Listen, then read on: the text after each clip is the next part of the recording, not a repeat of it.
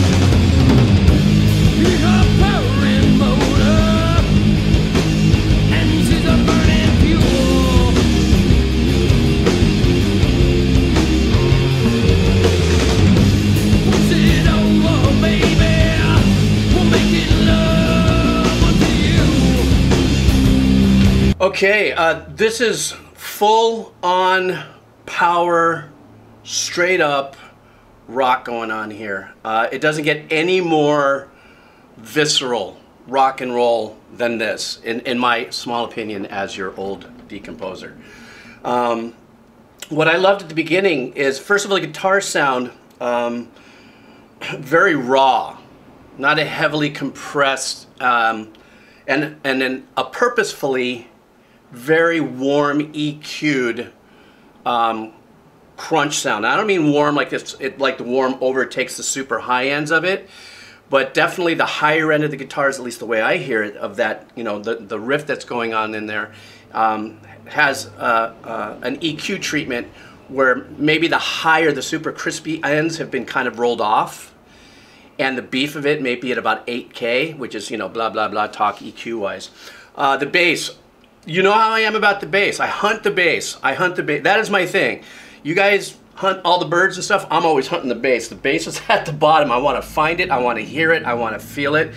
And like usual, the bass player getting the opportunity to run nice little turnarounds at the end of these measures. But while the guitar is still holding its riff. And speaking about the guitar, something else I really love about that is the nuance, but the riff is actually bending the note a couple times towards the end of the riff phrase. And it's not an obvious bend, it's just very, you know, kind of, it's not quite microtonal either, but at least it doesn't feel that way. And it's a whole wall of sound. Even when the drums come in, actually the guitars and the bass are owning a little bit more of the power grid, if you would, in this song. So there's obviously the drums are in there, but they're sunk, and it also sounds like this, like the drums were given, once again, purposefully, a very round room mix and not an isolated mix. And what I mean by an isolated mix is a lot of times, and even myself, when I've engineered drums and stuff for media sessions and stuff, you know, we have toms and everything, each different channels and stuff, and we could separate them really nicely and then combine them with what's called overhead mics to give us a stereo ambient sound if we decide to use it. Then, of course, we have a plethora of compressors and gates and all kinds of things that we can add to it. But this sounds like they just wanted to give you this really, really present with a little bit of a room flex to it right here. So in other words, when I opened up by saying this is a perfect example of raw, visceral, pure rock and roll, that's because it just, minus the trickery, equals more of the organic power.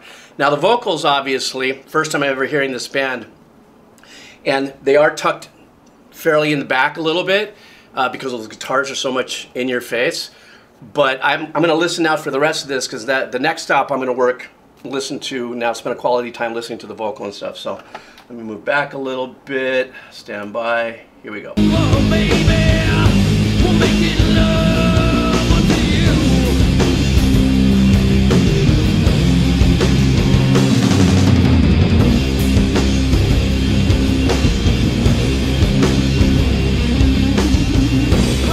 I'm talking to God and book. Wicked up band, I'm on my head. Smell my CD and crayon on the skin of my world. 666 miles per hour. Keep up purring motor. Engines are burning fuel.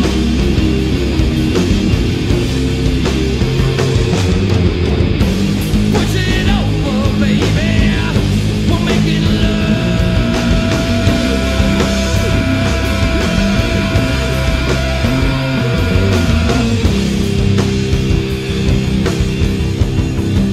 You know, I don't know why it is, but, you know, about 2 months ago, I think on a Throwback Thursday, I did Stormbringer by Deep Purple. And this reminds me of that power and of that energy. And that what's not the word pinnacle, but that PowerPoint position of when that kind of rock and roll was born. You know, a lot of that, you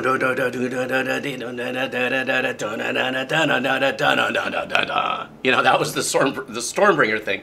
You might find that in my Throwback Thursday playlist. But once again, I go back into the bass, but now the guy's vocal, for myself, once again, it reminds me of that power, the way he's performing it and where he is in the pocket. And then that last note that he held, just coming from here, totally from the bottom up. You know, I'm not a vocal coach, so I don't get into, you know, tone, place, mouth kind of thing. But it's all from here, and it's all from here, and it's coming out, and it's just blasting through. One of the fun things that I notice also about the guitar playing is that there are the occasional licks at the end of the riff. So for those of you who are just the pure listener, a riff is like in classical music, they would call it an ostinato or something. It's a phrase that would repeat itself, right? The riff, you know, that's there. But a lick is something that a musician does. Vocals, bass, doesn't matter. Even drummer, you know, we kind of call that maybe also a cadence and stuff. Would be just a reflection of a change looping back into that riff. So if the riff was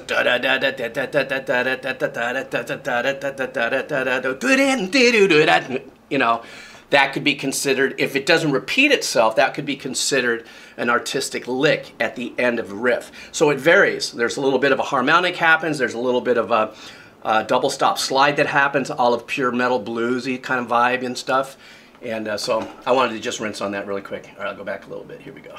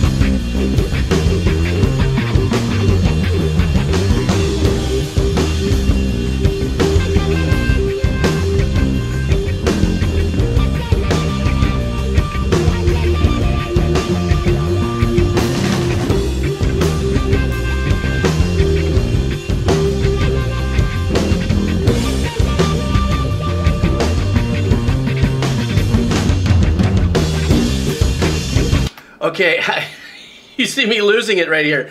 It's this ceremonial rhythmical arrangements that are happening here. When I mean by ceremonial, it's almost like a power celebration of rhythmical arrangements. But like, for instance, the guitars, I just got through doing this, I think the Godsmack thing I just did, video I just did, and talk about the power of percussive arrangements with the guitars that are not necessarily making any notes.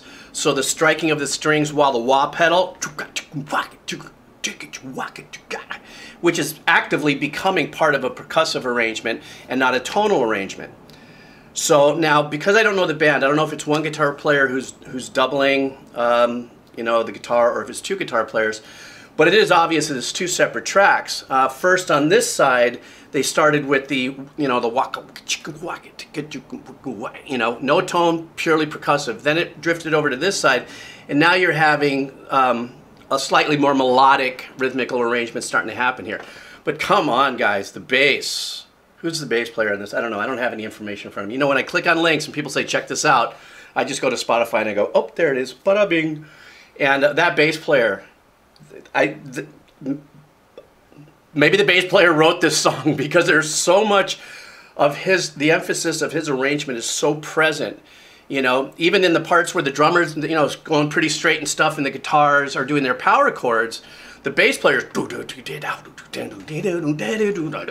know, he's going at it. He's like going, okay, guys, follow me. That's what it kind of feels like.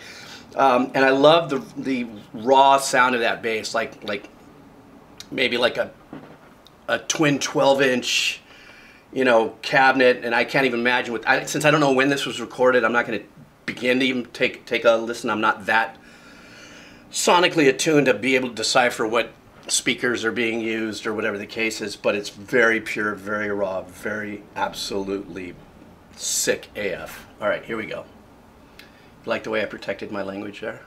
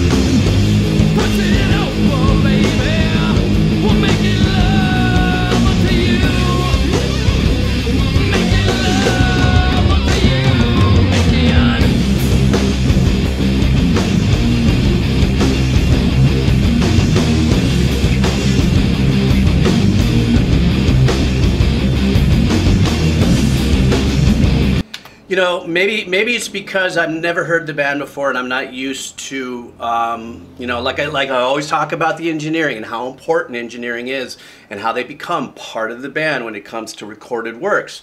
I don't know if this was maybe the only song they've EQ'd this way, or maybe that is, you know, part of their sonic thumbprint, is that they have a consistent way of engineers. I know a lot of bands, they all change engineers as, you know, you go to different studios or pull in different acts, other acts engineers and stuff. But, you know, the melody, where the melody is, where the vocal is, it is more of an abstract melody than it is a prolific.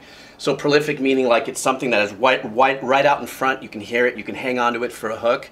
And it just feels to me like the hook of this whole song is just the raw power of the musicianship and stuff. Not to take away from the vocalist, but, you know, a lot of times, well, I said earlier, if we're going to maybe, which at this point I don't hear the comparison to Tool or something like that. When I said that earlier and I said, is this the same fan base or something? Except maybe the mix, you know, because, excuse me, I know, you know, Maynard's all the way kind of pulled back in that mix and stuff, and you really have to lean into it. But his melodies are extremely, what's the word, intervallic? A lot of intervals, really, really insane, wonderful melodies. But this, just the melody seems more like an abstract part of the arrangement, you know, so I just wanted to kind of bring that out really quick. Okay, wait a second, let me go back in. But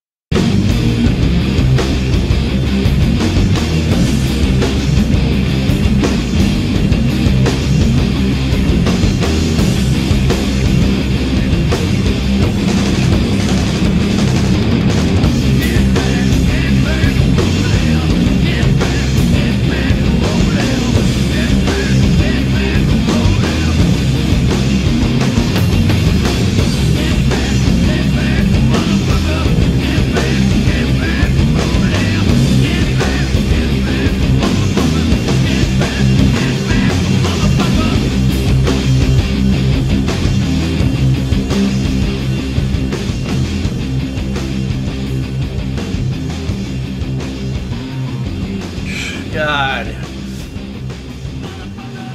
Oh, I heard that. I heard that. Okay, now I can hear what he's saying there. Like I said, I don't know when this band was released, when this single was released, but it definitely, if it's a band that it was released in the last, I don't know, 25 years, there's definite homage to classic power rock with a capital W. Power. And so I want to thank you guys for turning me on to Kyuss, I believe it is. And I'm listening off of Spotify here, so I'm looking at some of their other titles, and I'm going to benchmark. I guess they have Demon Cleaner, Hurricane, Green Machine, and stuff like that. Anyhow, you guys suggest to me the next one of them I should do. And so I want to thank you guys for all your comments, for everything. I want to thank you guys for your support. If you want to buy me a cup of coffee, you know that link's down below. And yeah, believe it or not, I was just talking to a friend of mine yesterday, and he had said, dude, you've been doing this for 6 months. I'm like, oh, wow, that's crazy. I've been having so much fun. And I'm still having a blast. So don't worry, I'm not going anywhere. So thanks for hanging out, and send me more suggestions of Kyuss or any other bands that you might want me to check out. All right, guys, take care of yourself. Aloha. All right.